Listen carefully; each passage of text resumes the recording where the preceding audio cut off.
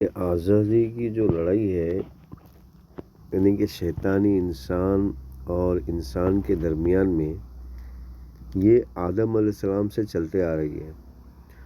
تو آزادی کی لڑائی کو تھوڑا سمجھنے کے لیے آپ کو جو ہمارے پتا جی ہیں آدم، جس کو ہم سنسکرت میں شنکر کہتے ہیں، شیو کہتے ہیں، تو ان کی آزادی کی جدوجہد کو سمجھنا ہوگا۔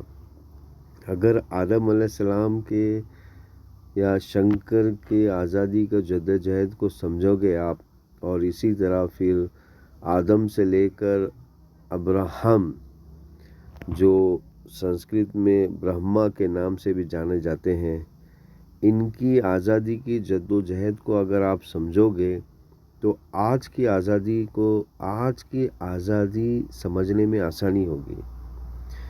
انسان ایک ہے، ایک ہی انسان کو الگ الگ بانٹ کے جس طرح کنفیوژن پیدا کیا گیا ہے، شیطانی لوگوں نے انسانوں پہ راج کرنے کا طریقہ ایک بنایا ہے۔ وہ طریقہ آپ سمجھ پاؤ گے اور آپ پھر خود آزاد ہو جاؤ گے۔ اگر آپ نے اپنے آپ کو آزاد کر لیا تو سمجھ لو کہ آپ نے اپنے بچوں کو بھی آزادی دلائی، ورنہ آپ بھی غلام رہو گے اور آپ کے بچے بھی غلام رہیں گے۔ تو یہاں پر میں آپ کو بتاتا چلوں کہ آپ کو ایڈریس دے رہا ہوں میری کتاب کا۔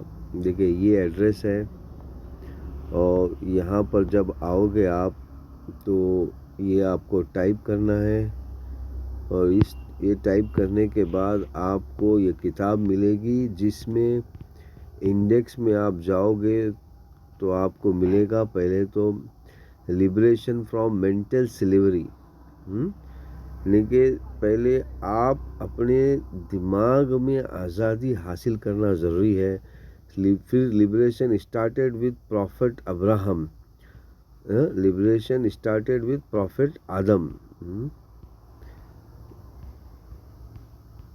آدم علیہ السلام سے جو آزادی کی جدوجہد چل رہی ہے، پھر ہسٹری آف فائٹنگ بٹوین شیطان اینڈ ہیومن، پھر تھوڑا سا جو ہے جدوجہد انسان اور شیطان کے بیچ میں کس طرح کی جدوجہد ہوتی ہے، اس کو سمجھنا ضروری ہے۔